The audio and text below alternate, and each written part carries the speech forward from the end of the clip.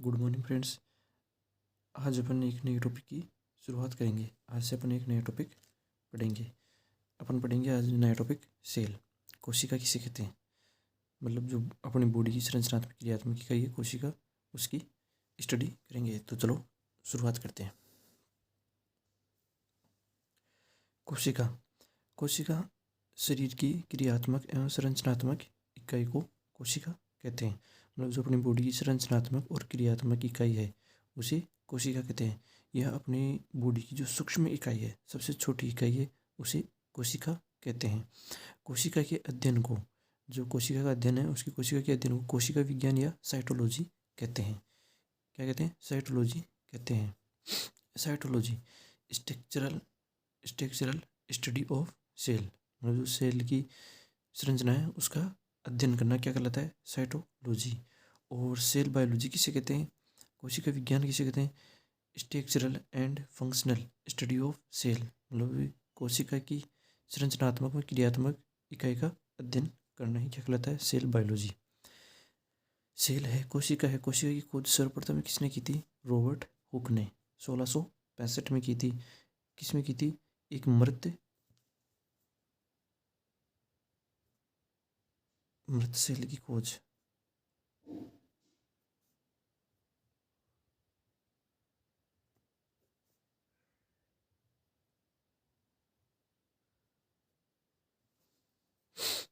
काग, है ना।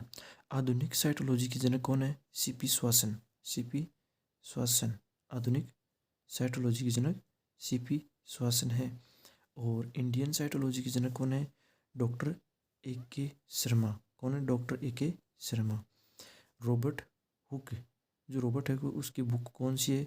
माइक्रोग्राफिया। इसी बुक के अंदर इन्होंने जो सेल है उसके बारे में लिखा था। माइक्रोग्राफिया बुक में ही अपनी इस जो सेल को देखा और इसका इसकी खोज की उसको किस में नोट किया इसने? माइक्रोग्राफिया में।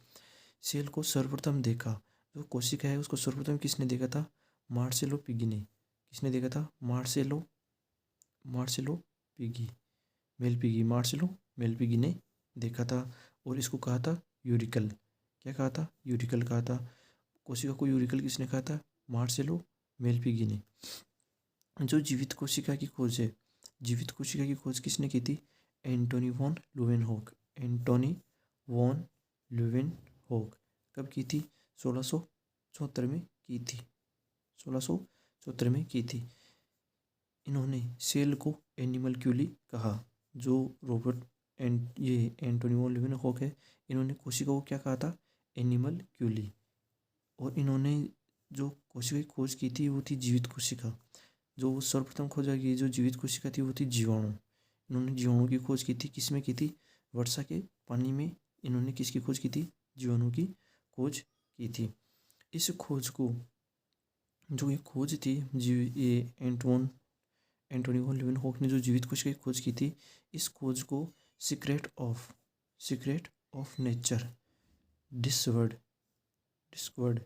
बॉय लीeuwenhoek, इनकी बुक थी।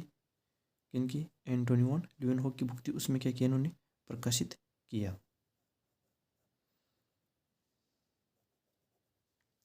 जिसे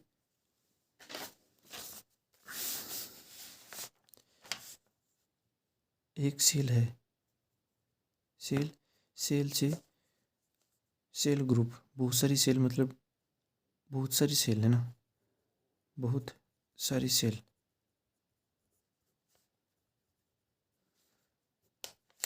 तो क्या बनाया? Compound of cell.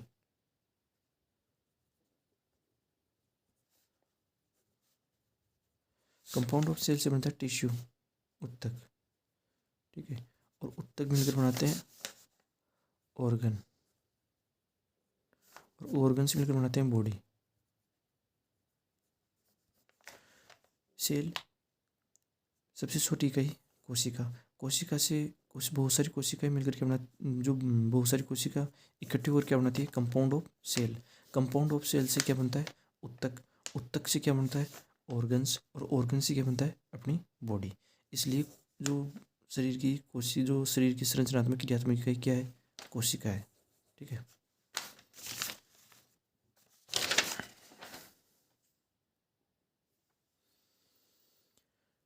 ल्यूमेनहोक ल्यूमेनहोक ल्यूमेनहोक को सूक्ष्म जीव विज्ञान, माइक्रोबायोलॉजी, बैक्टीरियोलॉजी, जीव विज्ञान, जीवाणु विज्ञान और प्रोटोजूलॉजी की जनक भी कहा जाता है। सबसे छोटी कोशिका कौन सी होती है? Mycoplasma gallisepticum. ठीक है, कितनी होती है? 0.1 म्यू। PPLO, pleuropneumonia like organism. सबसे बड़ी कोशिका शुतुरमुर्ग का ऑस्ट्रिच का अंडा, 17 × 13.5 सेंटीमीटर। ठीक है, और प्लांट्स के अंदर सबसे छोटी सेल्स माइक्रोसाइट्स एल्गी और बड़ी कोशिका एसिटा बुलेरिया। और पादपों में लंबी सेल्स कौन सी है? रेमी तंतु।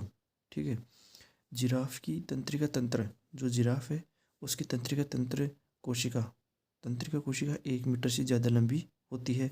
और ह्यूमन्स बॉडी में लंबी सेल कौन सी होती है? तंत्रिका कोशिका होती है, 90 सेंटीमीटर से 1 मीटर तक। ठीक है, नंबर ऑफ सेल्स, जो कोशिकाओं की संख्या के आधार पर एक कोशिकीय प्राणी, मतलब केवल एक कोशिकीय प्राणी। तो इसका एग्जाम्पल है प्रोटोजोन्स, जैसे अमीबा, यूग्लिना और पैरामीशियम। हजारों कोशिकाओं का शरीर हाइड्रा। ठीक है, हजारों कोशिकाओं का शरीर हाइड्रा। करोड़ों कोशिकाओं का शरीर उच्च श्रेणी के जीवों का शरीर।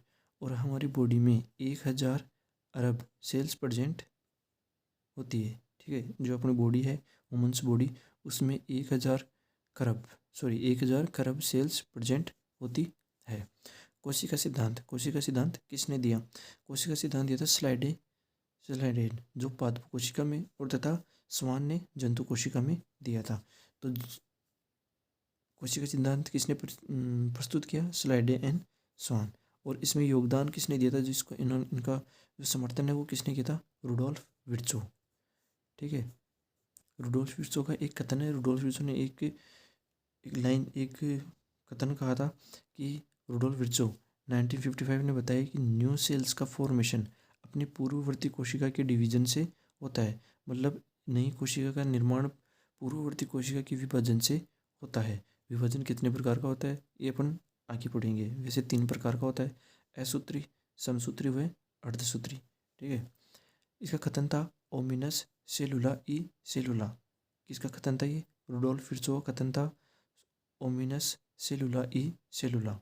ठीक है, जो कोशिका सिद्धांत है उसके 3 नियम थे, उसके 3 मतलब कोशिका सिद्धांत के अंदर 3 बातें कही गई थी, जिसमें कोशिका सेल बॉडी की आधारभूत इकाई होती है, आधारभूत फंडामेंटल इकाई होती है। सेल बॉडी की संरचनात्मक और क्रियात्मक इकाई होती है। सेल में समस्त सजीवों की जेनेटिक यूनिट होती है। जो सेल है वो समस्त सजीवों की क्या होती है? आनुवांशिक इकाई होती है, क्योंकि सेल में जेनेटिक पदार्थ डीएनए प्रेजेंट होता है। परंतु अपवाद स्वरूप वायरस यह कोशिका सिद्धांत का अपवाद है, क्योंकि इसमें कोशिकीय संगठन एब्सेंट रहता है। इसकी खोज की थी इवानोस्की। जो वायरस है उसकी खोज किसने की थी? इवानोस्की। टीएमवी, ये टोबैको मोज़ेक वायरस, यह क्या है? एक कोशिकीय जीव होता है।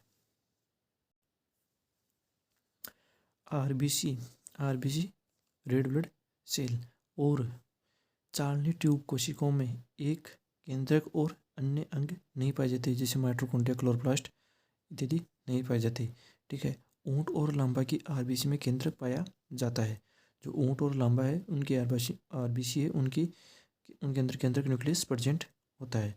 और जो इसकी साइज़ है कोशिका की, वो सामान्यतः सेल्स का व्यास कितना होता है? 0.5 से 20 म्यू। और पादप कोशिका का व्यास होता है 15 से 100 म्यू। और जीवाणु कोशिका का व्यास होता है 0.2 म्यू से छोटी होती है। ठीक है, अब सेल ऑर्गेनाइजेशन, जो सेल का संगठन है, कोशिका का बाहरी झिल्ली, कोशिका की आंतरिक झिल्ली, कोशिका की भित्ति किसकी बनी होती है, और कोशिका के अंदर जो प्रोटोप्लास्ट पाया जाता है उसके अंदर क्या क्या पाया जाता है, और जो कोशिका के अंदर केंद्रक पाया जाता है, कोशिका के अंदर जो साइटोप्लाज्म पाया जाता है, साइटोप्लाज्म के अंदर कौन कौन से सेल ऑर्गन्स पाए जाते हैं, कौन से डबल मेम्ब्रेन वाले होते हैं, कौन से मेम्ब्रेन लेस होते हैं, और कौन से सिंगल मेम्ब्रेन होते हैं, उनका अध्ययन करते हैं।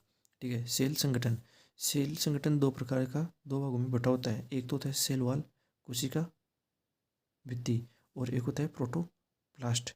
ठीक है, प्रोटोप्लास्ट दो भागों में बटा होता है, सेल मेम्ब्रेन और प्रोटोप्लाज्म। प्रोटोप्लाज्म दो भागों में बटा होता है, साइटोप्लाज्म और न्यूक्लियस। साइटोप्लाज्म दो भागों में एक भाग में बटा होता है, उसका नाम है सेल ऑर्गन। सेल ऑर्गन तीन भागों में होते हैं, एक होते हैं डबल मेम्ब्रेन, एक होते हैं सिंगल मेम्ब्रेन और एक होते हैं लेस मेम्ब्रेन या मेम्ब्रेन लेस। डबल मेम्ब्रेन के अंदर आता है माइटोकॉन्ड्रिया और हरित लवक। सिंगल मेम्ब्रेन के अंदर आता है गोल्जिकाय, ईआर, लाइसोसोम, सूक्ष्मकाय और रिक्तिकाएं। रिक्तिका आती है। और लेस मेम्ब्रेन के अंदर आता है राइजोबियम और तारककाय। ठीक है, अब इनकी स्टडी करेंगे अपन कल अगले वीडियो में। और जैसे अपना ह्यूमंस की बॉडी है, अपनी ह्यूमन बॉडी में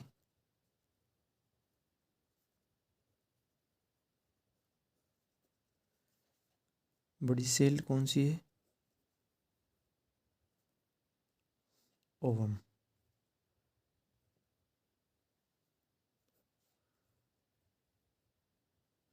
और छोटी सेल